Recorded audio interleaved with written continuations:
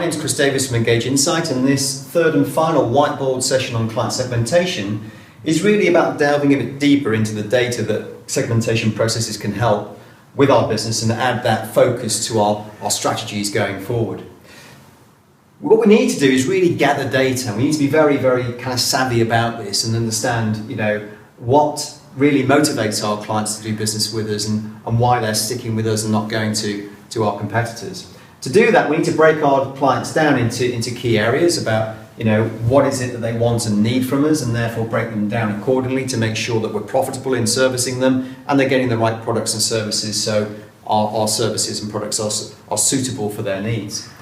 What we effectively do differently at Engage is we focus on behaviour. We ensure that what we look at is the future cash flow that you are expecting from that particular client relationship over the length that you're expecting them to stay with you. So in other words, what we're looking at is the client lifetime value to your business. And what we need to understand is all those cash flows that are coming through minus the cost of servicing them. We need to really understand what loyalty rate that brings. So in other words, if we've got a good loyalty factor with our clients, in other words, there's a very good chance that they're going to stay with us, then we can actually put them into a category where we're going to offer them, a premium service accordingly to ensure that they're getting the best out of us. What we then really need to understand is more of a transactional view, which is the traditional way of doing things, which is understanding what revenue the clients are bringing in historically, looking at the profitability of the client divided by the revenue, which is really the time and cost it takes to service them and the value that brings to the business. But that is very business focused. I think it's less focused on what clients' behaviours and what their needs and wants are. Once we've gathered all that information and started to segment our services and products accordingly, we need to understand and categorise really where we're going to put our focus going forward. And in this sense, what we need to look at is the client lifetime value, or the relationship that we're building over time with these clients against the services, the ongoing business issues that we're dealing with. What we want to do really is take a look at, if we've got clients who are just coming to us on an ad hoc basis and doing very little business with us and have a very low relationship factor with us, we might actually want to decrease the priority that we're spending with them, the time that we're spending with them, and look elsewhere. Or actually we might want to, end the relationship with them accordingly, because it's probably best for them and it's best for the business that they go elsewhere. If clients are using your services on an ongoing basis, but you haven't built a really meaningful long-term relationship with them, they're still very ad hoc, you might want to nurture them because you see value in that relationship going forward.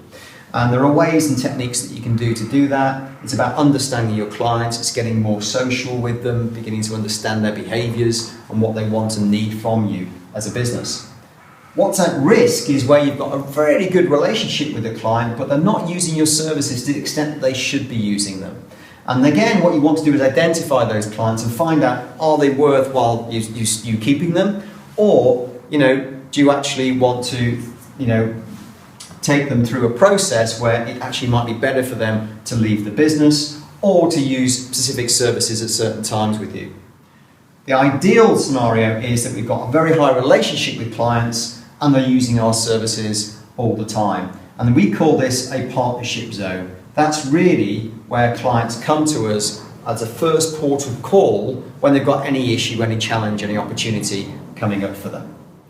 What we then do is we add focus, and what we can do then is add in goals and aims to understand and categorise and the data that we're driving through, and that can be done through the balanced scorecard approach that we produced in a video earlier on, which was basically looking at the key financials of the business, looking at people and their roles and responsibilities in each individual segment of our business.